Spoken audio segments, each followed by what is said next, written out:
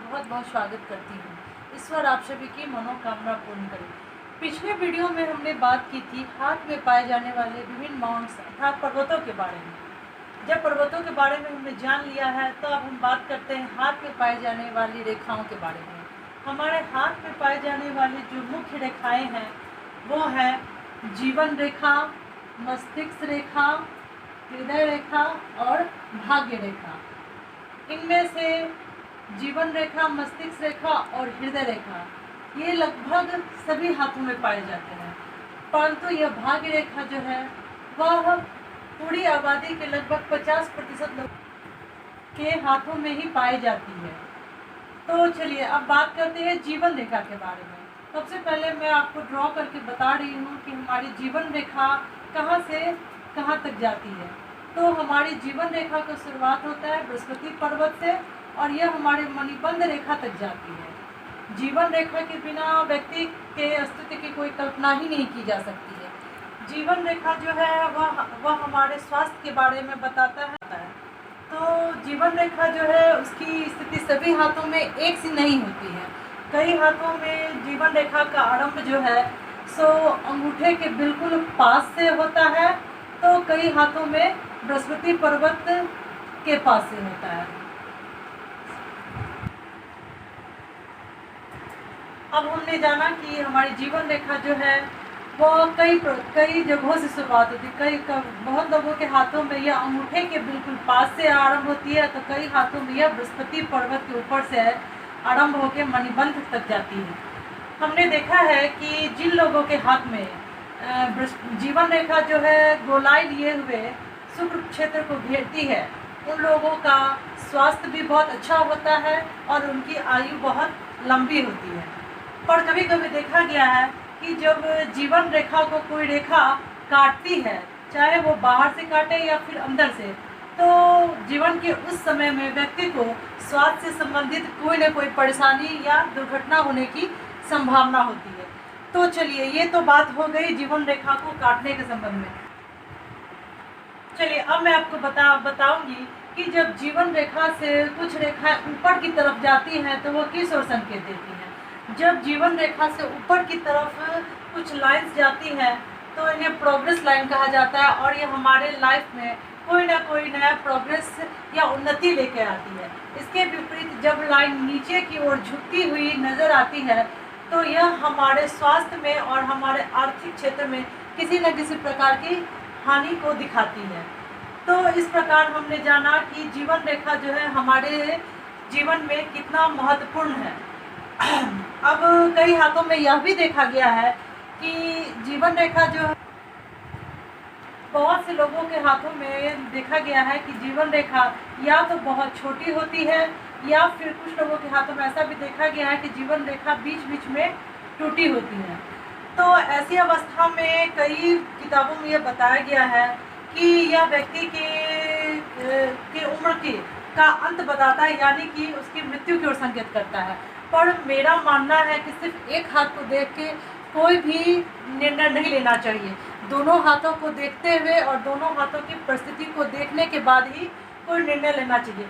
इसके अलावा जब जीवन रेखा के अंदर से ये रेखा जिसे हम एंजल लाइन कहते हैं वो जाती है तो वो उसे काफ़ी सपोर्ट करती है। साथ में हमारी जो हृदय रेखा होती है वो अगर अच्छी हो तो जीवन रेखा छोटी होने या टूटी होने का कोई बहुत बुरा प्रभाव नहीं पड़ता और व्यक्ति जो है सो एक अच्छी आयु जी सकता है। तो चलिए अब बात करेंगे हम मस्तिष्क रेखा के बारे में। जीवन रेखा के बारे में जानने के बाद अब मैं आप सबों को मस्तिष्क रेखा के बारे में बताऊंगी। हमारी मस्तिष्क रेखा जो है वो बृहस्पति पर्वत के पर से या बृहस्पति पर्वत के ऊपर से आती है। तो जो हमारे ये माइंड लाइन होती है वो हमारे मेंटल स्टेटस को बताती है कि हमारे सोचने की क्षमता कितनी है और हम किस प्रकार सोचते हैं। कई हाथों में देखा गया है कि मस्तिष्क रेखा का जो है शुरुआत वह जीवन रेखा से बहुत ही सट कर होता है, यानी कि उसके काफ़ी पास से यह निकलती है। परंतु कुछ लोगों के हाथों में मस्तिष्क रेखा जो है वह जीवन रेखा से हट कर निकलती है। तो देखा गया है कि जिन लोगों के हाथ में मस्तिष्क रेखा जीवन रेखा से सट कर निकलती है, वो लोग जो होते हैं वो फैमिली के साथ बहुत मिलकर चलने वाले होते हैं। जिनकी रेखा मस्तिष्क रेखा जो है जीवन रेखा से बहुत सट कर निकलती है, वो फैमिली के साथ मिलकर चलने वाले होते हैं। और इसके विपरीत जब मस्तिष्क रेखा जीवन रेखा से ऊपर हट के चलती है, तो वैसे लोग स्वतंत्र विचार के होते हैं और उन्हें अपने काम में किसी प्रकार की रोक टोक पसंद नहीं होती और मनमौजी होते हैं। तो ये बात हो गई मस्तिष्क रेखा के फॉर्मेशन के बारे में कि वो जब निकलती है। अब हम बात करते हैं मस्तिष्क रेखा जब लंबी होती है या छोटी होती है। तो कई हाथों में आप देखेंगे कि मस्तिष्क रेखा जो है वो काफ़ी लंबी होती है। तो जिन लोगों की मस्तिष्क रेखा लंबी स्पष्ट होती है, वो लोग तेज बुद्धि के माने जाते हैं। उनकी सोचने की शक्ति बहुत ही अधिक होती है।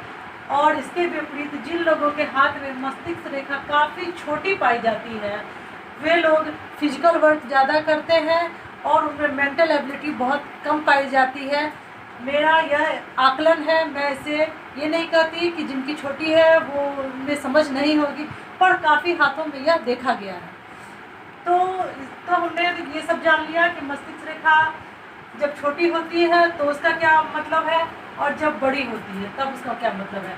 अब जब आपने कई बार यह भी देखा होगा, जो कवि होते हैं, हमारे लेखक होते हैं, उनकी जो मस्तिष्क रेखा होती है वह काफ़ी लंबी होती है। और यह जो हमारा चंद्र पर्वत जो मैंने पिछले वीडियो में आपको बताया था, वो वहाँ तक चली जाती है।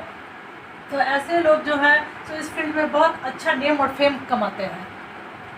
और इसके बाद मैं आपको बताना चाहूँगी कि मस्तिष्क रेखा जब सीधी होती है तो इसका क्या मतलब है। मस्तिष्क रेखा जब जिन हाथों में सीधी पाई जाती है, उनमें देखा गया है कि वे लोग जो होते हैं वो ज़्यादा किसी बात को सोचते विचारते नहीं हैं और टू द पॉइंट उन्हें जो भी बात सही लगती है वही बात करते हैं। और वो जो होते हैं ज़्यादा प्रैक्टिकल होते हैं अपनी लाइफ में। इसके विपरीत जब मस्तिष्क रेखा बहुत झुकी हुई होती है तो वे व्यक्ति काफ़ी कल्पनाशील होते हैं और वो अधिक कल्पना करते हैं। तो चलिए, ये सब जानकारी मैंने आपको आज बताया है जीवन रेखा और मस्तिष्क रेखा के बारे में। इसके बाद मैं आपको हृदय रेखा के बारे में बताऊंगी। आई होप आप सबों को मेरी जीवन रेखा और मस्तिष्क रेखा के बारे में दी गई जानकारी अच्छी लगी होगी।